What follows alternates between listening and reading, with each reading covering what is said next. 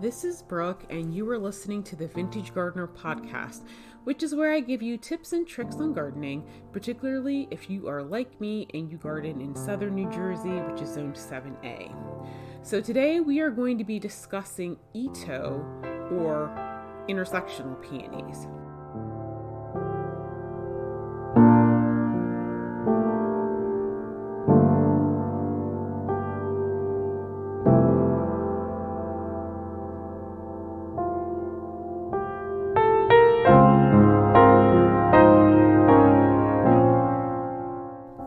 So what is an Itoh, or intersectional peony? It is a cross between an herbaceous peony and a tree peony. Now these plants have a very interesting history. The first hybrid came out in 1948. Before this point, it seemed that although everyone may have thought it would have been a nice idea, everyone pretty much agreed that it would be difficult, if not impossible, to achieve. Now, I've done some research on the topic, and I've seen a couple of different reasons why people thought it was going to be difficult, if not impossible, to cross the two. Some people thought that the two varieties of peonies were incompatible for crossbreeding. Another article I saw suggested that crossing the two varieties was difficult, if not impossible, because of the fact that tree peonies and herbaceous peonies bloom at different times. So I guess that's the whole thing with, pollination. Whatever the issue, it doesn't appear that many people attempted it. But there was one Japanese horticulturist. His name is, and I do apologize if I mispronounce the first name. I am not an expert on Japanese pronunciation, but I'm going to do my best. He was Dr. Toichi Itoh, and he succeeded where others had failed. According to the American Peony Society, they have a register of cultivars. It looks like Dr. Itoh was responsible for at least 8 hybrids. They only had 8 hybrids, but that doesn't mean there aren't others like in Japan, but that's the 8 that are registered with the American Peony Society. And from what I was able to uncover, it appears that even though Dr. Itoh was successfully able to crossbreed them, he actually died before seeing any of the cultivars bloom. So there's another gentleman who comes into the story. He's an American. His name is Mr. I think it's Smirnow. And apparently he was like I don't know if he was a breeder or he was like a nursery person, but he acquired 8 hybrids from Dr. Itoh's widow and eventually introduced these cultivars to the market in the late 60s and early 70s. And so there are, like I said, 8 cultivars listed on the American Peony Society website, and it appears that Dr. Itoh was responsible for successfully breeding 4 pink hybrids and 4 yellow hybrids. Now, for all of the hybrids, it looks like the herbaceous peony he used was a lactiflora peony called Cacodon. Now, when I searched online, I did not see a picture anywhere online. So I'm not sure if this is a cultivar that's unfortunately just died out, or maybe I don't know, maybe it's under a different name, but all I know is that it appears to be described as a white lactiflora. Now, with the yellow Itoh peonies, it looks like he crossed Cacodon with Alice Harding. Now, Alice Harding I was able to find a picture of, and this is a Lutea hybrid tree peonies. Now, if you guys remember the last episode I did on tree peonies, I told you that the Lutea hybrid tree peonies are what's typically used in crossing with herbaceous peonies to make new intersectional peonies. I'm not really sure why that is. I'm still trying to find out what it is about that particular the Lutea hybrids. I don't know if it's because I really don't know. I haven't seen anybody in any article state why Lutea hybrids are the ones that are used. It just seems like in terms of genetically, it just really works. So now for the pink hybrids, it appears that he used the tree peony. Oh, yeah, the tree peony is called Kagura Jishi. That's Kagura Jishi. And once again, I could not find a picture of it online, but it seems to be some sort of pink Sesfrutosa.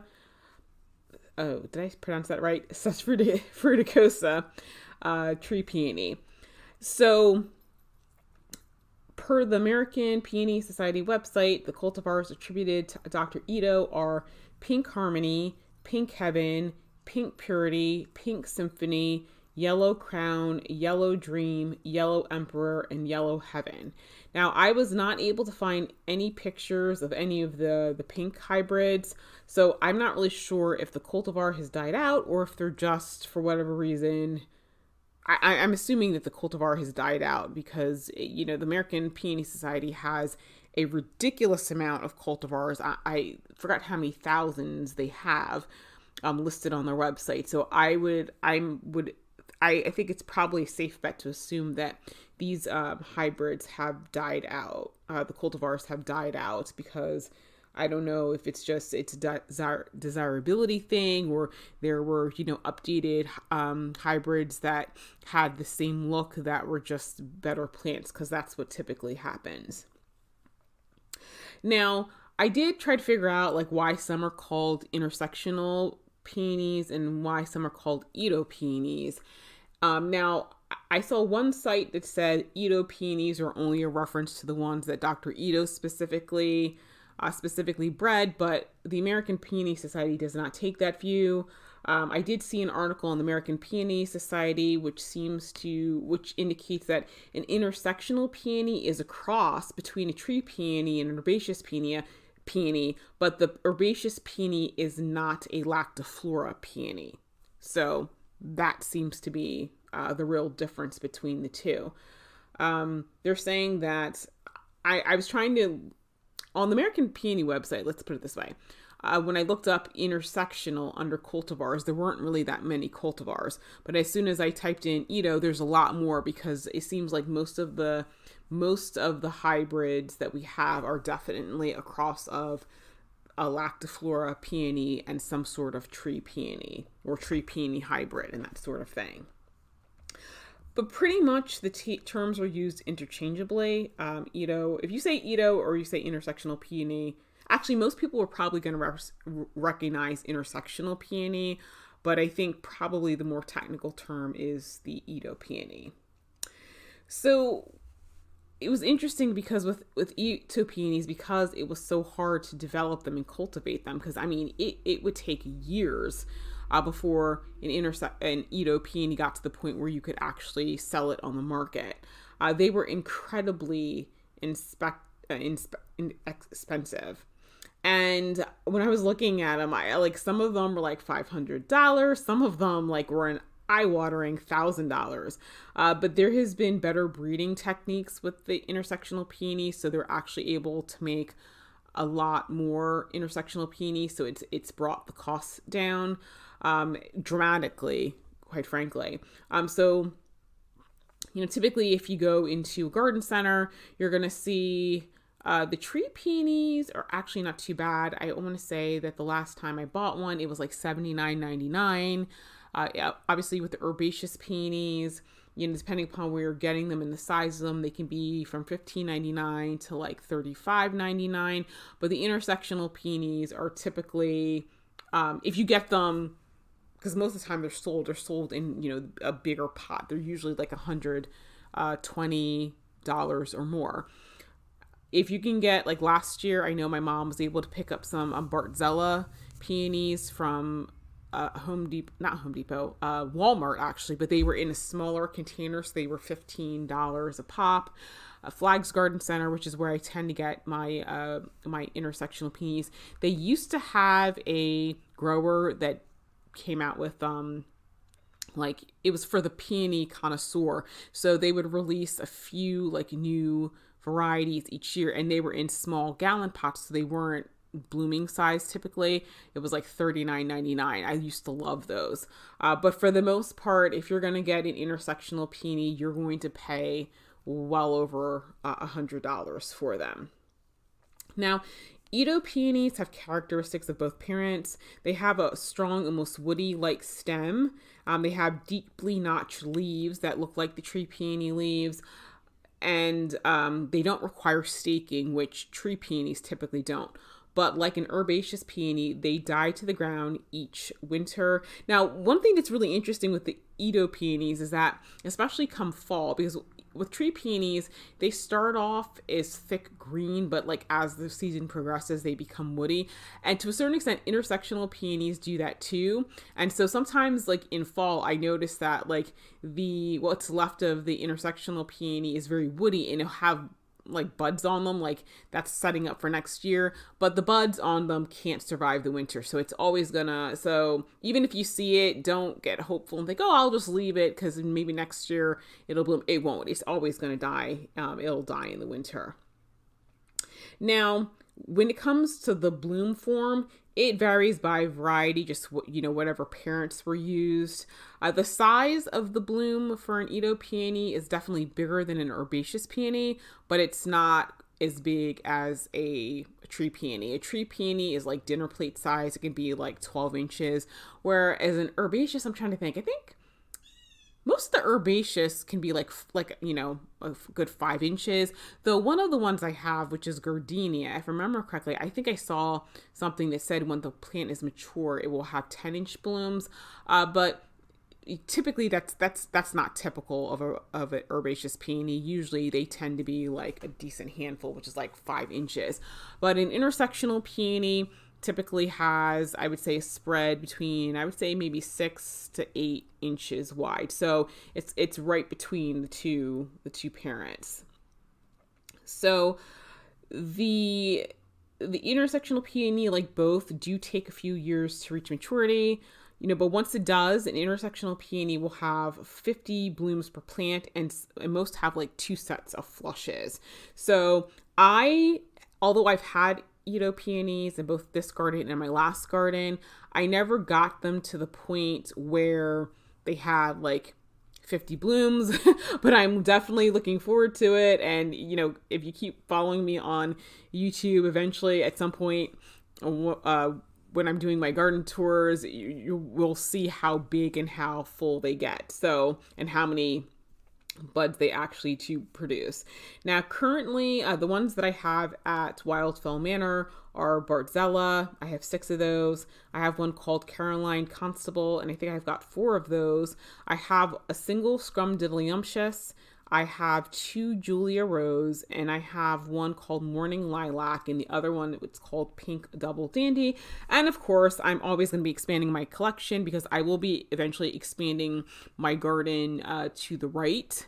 And so there will be peonies in there. Now, this year, the Bart Zella that I planted last fall, which was only 3 of them. From what I saw, 2 of them have buds. I don't know that the 3rd one does. I will check. Caroline Constable, all of those have buds this year. Scrumdiddlyumptious has buds. It's not, I think it's like 1 or 2, but it's still there. The Julia Rose, they have a lot of buds. Now, I did get the last 3 of my intersectional peonies, the Bart Zella ones, for my mom this year. One of them was blooming, but unfortunately they're not doing as well as the ones I planted last fall, so they're going to be a year delayed, which is a little bit sad. But you know what, I'm once they start blooming, every year you'll have more blooms. But but it's just going to look kind of weird because one set of the intersectional peonies is going to be definitely much further ahead than the other yellow ones. Morning Lilac. Now, it's interesting because I just planted that this year.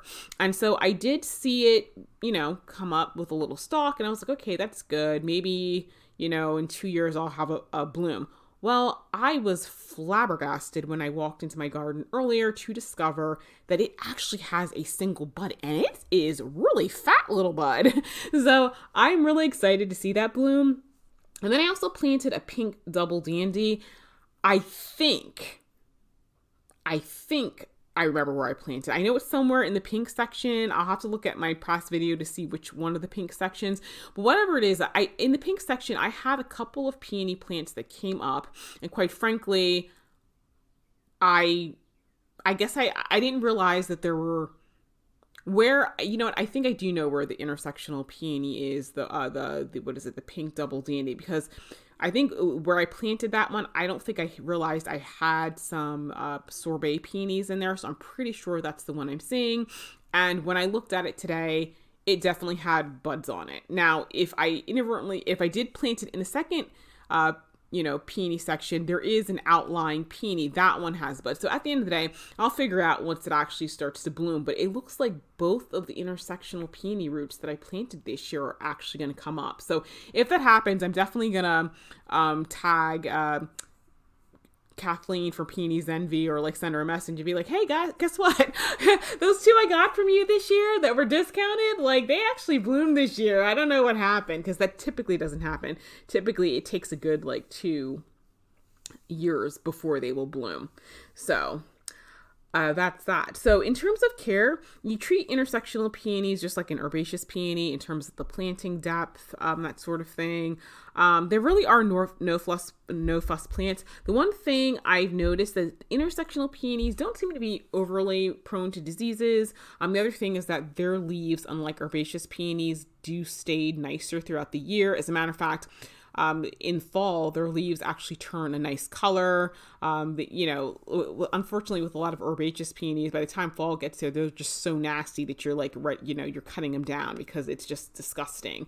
Intersectional peonies are not like that. They pretty much the leaves stay really nice until, the cold finally takes them. So in the end, I know the Itoh peonies are expensive. The most economical way to acquire them is by purchasing roots. I know some of the intersectional peonies, especially because now they're being more mass produced, tends to be cheaper. Like for example, the Bart Zella one is that one I've seen roots for that are $29, $30. You can tell usually which intersectional peonies are the newer ones. I keep using those terms interchangeably, as you can say, but you can tell which ones are newer because they do tend to be expensive. But after a few years, usually you'll notice the price on them come down. So I think it's a great investment considering how beautiful they are. They're like every other peony. They have a really incredibly long lifespan. Now, intersectional peonies, Itoh peonies, they are sterile, so they're not going to produce seeds. So if you want more of them, you're either going to have to buy new roots or you're going to have to do a root division. That's the only way to get more of the plants. But aside from that, I'm trying to think. Oh, the only other thing I can think of to tell you that in terms of bloom sequence, intersectional peonies tend to open later, I guess, but depending upon variety, because in my last garden I had one and I think it was called Double Dandy or something like that, and for whatever reason that was like the first one to open before all the other herbaceous peonies, and typically it's not like that. Typically they open later in the season, but like I said, I'm sure it just depends upon what two plant parents were used, because sometimes they may just take on the characteristics of the one instead of the other. So anyway, guys, that is it for intersectional peonies. I hope you found this interesting and helpful, and I hope you guys acquire some of your own. If you guys have other intersectional peonies or Itoh peonies than I of course am always happy to take suggestions to add to my list, and hopefully I gave you guys some names of ones you might want to start with if you have not already started. In my last garden, I know, like I said, I had pink double dandy. I also had one that was called sequestered sunshine, and there was this one, I think it was called like Margaret something, and I'll have to look that up, but I didn't bring any of those to my house with me. So anyway, guys, thank you so much for listening. I think the next podcast, first of all, I don't know when it's going to come out because I'm getting ready to start hardcore into my planting season. But the other thing is I'm thinking that maybe the next podcast I'll do a live garden party, and that way I can do some question and answer question and answer session. I have been getting a number of people who've been asking me questions on Instagram. There have been, for whatever reason, the video I posted back in early 2020, which is starting poppies from seeds, gets a lot of views. And I actually just had somebody who contacted me who saw that video. So, and they're new to gardening, which is fine. But anyway, I thought maybe I'll do a live Q&A so people can call in, ask questions, and I will set a date for that. It's probably going to be in June sometime. So guys, thank you so much for joining me. If you have any questions, leave them in the comment section. Of course, the podcast can be found on Podbean as well as the iTunes, the Apple podcast store. And of course, if you guys are following me on YouTube, there will be an audio, like an MP3 that will be on YouTube if that's the way you prefer to listen. So I will see you guys in the next podcast.